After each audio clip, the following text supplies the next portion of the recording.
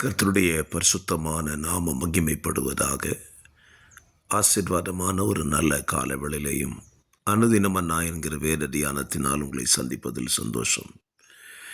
கிருபையாய் கர்த்தர் தந்த நாளுக்காக நன்றி சொல்லுவோம். இந்த நாள் மார்ச் மாதம் 13ஆம் தேதி வியாழக்கிழமை. இந்த காலவேளையிலையும் யாத்திராகம் புஸ்தகம் 4ஆம் அதிகாரத்தில் தியானத்துக்கு எடுத்துக்கொள்வோம். இந்த அதிகாரத்தில் பாவ நிவாரண பலியை குறித்து தேவன் தெளிவாக எழுதி வைத்திருக்கிறார். ஒருவன் பாவம் செய்தால் அவனுக்கு பாவ நிவாரண பலியாக எப்படி பலி செலுத்த வேண்டும் என்று சொல்லி இந்த அதிகாரத்தில் ஆண்டவர் எழுதி வைத்திருக்கிறார். பழைய ஏற்பாட்டு காலங்களிலே பாவம் செய்யும் பொழுது பாவத்துக்கான பிராயச்சித்தம் என்பது ஒரு மிருகத்தின் இரத்தத்தை எடுத்து அவன் மேல் தெளித்து அவன் பரிசுத்தமாக்கப்படுகிறான் என்று பிரமாணத்தை கர்த்தர் வைத்திருந்தார். ஆனால் இன்றைக்கு நமக்கு நம்முடைய பாவத்துக்கான பிராயச்சித்தம் என்பது நாம் இரத்தம் சிந்த தேவையில்லை. மாறாக நமக்காக இயேசு இரத்தம் சிந்திவிட்டார். அந்த சிந்தப்பட்ட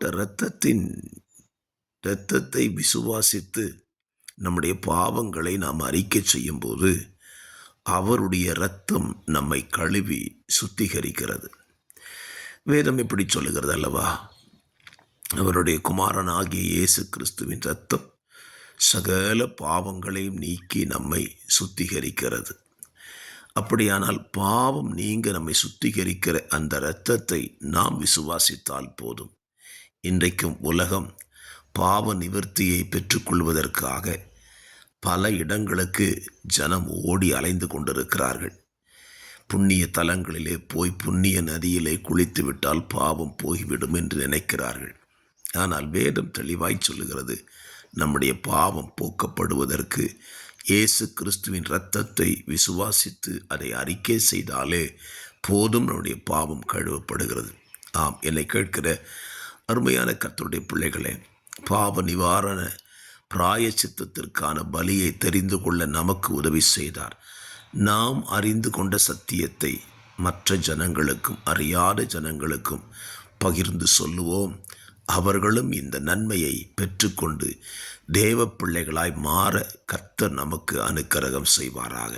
பரிசுத்த பிதாவே, இந்த காலவெளியில் நாங்கள் அறிந்த சத்தியத்தை மற்றவர்களுக்கும் சொல்ல கிருபை தாங்க. வார்த்தை கேட்கிற பிள்ளைகளை ஆசீர்வதியும். இயேசுவின் நாமத்தில் பிதாவே, ஆமென்.